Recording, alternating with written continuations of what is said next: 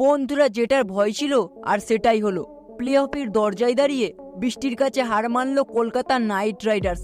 চিন্নাস্বামী স্টেডিয়ামে যেই ম্যাচ বদলে দিতে পারতো গোটা পয়েন্ট টেবিলের চেহারা, সেই ম্যাচেই একটাও বল খেলা গেল না। এই ভিডিওটিতে জানাবো কিভাবে শেষ হয়ে গেল কেকেআর এর প্লে অফের স্বপ্ন এবং কেনই বৃষ্টি নির্ধারিত করলো কেকেআর এর ভাগ্য, আর আরসিবি এখন কতটা শক্তিশালীভাবে পয়েন্ট টেবিলের শীর্ষে অবস্থান করছে। তাই বন্ধুরা ভিডিওটি না টেনে একদম শেষ পর্যন্ত দেখার জন্য অনুরোধ রইল। বন্ধুরা 10 দিন পর যখন আইপিএল এর খেলা আবার শুরু হলো, তখন চিন্নাস্বামী স্টেডিয়ামে মুখোমুখি হয়েছিল রয়্যাল চ্যালেঞ্জার্স বেঙ্গালুরু বনাম কলকাতা নাইট রাইডার্স দল। বন্ধুরা বিরাট কোহলি খেলতে নামছিলেন টেস্ট থেকে অবসর নেওয়ার পরে প্রথমবারের জন্য। দর্শকদের উত্তেজনার যেন শেষ ছিল না, কিন্তু সব স্বপ্ন ভেঙে দিল বৃষ্টি।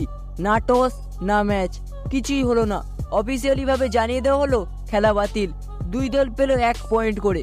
বন্ধুরা আবহাওয়াবিদরা আগেই সতর্ক করেছিলেন যে 70% বৃষ্টির সম্ভাবনা রয়েছে, সঙ্গে বজ্রবিদ্যুৎ সহ বৃষ্টি। সেই পূর্বাভাসটি সত্যিই হলো। রাত 9টার দিকে একটু আশার আলো দেখা গেলেও পরে আবারও বাড়লো বৃষ্টির তীব্রতা। চিন্নাস্বামী স্টেডিয়ামের উন্নত ড্রেনেজ ব্যবস্থা রক্ষা করতে পারলো না এই ম্যাচকে।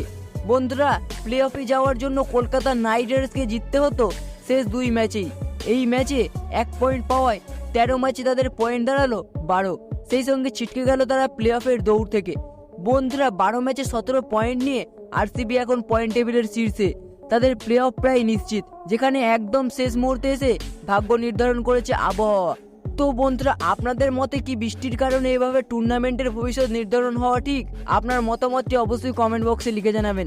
তার আগে বন্ধুরা ভিডিওটি থেকে একটু ভালো লেগে থাকলে অবশ্যই একটি লাইক করে দেবেন এবং চ্যানেলটিতে নতুন হলে অবশ্যই চ্যানেলটি সাবস্ক্রাইব করে দেবেন। ধন্যবাদ।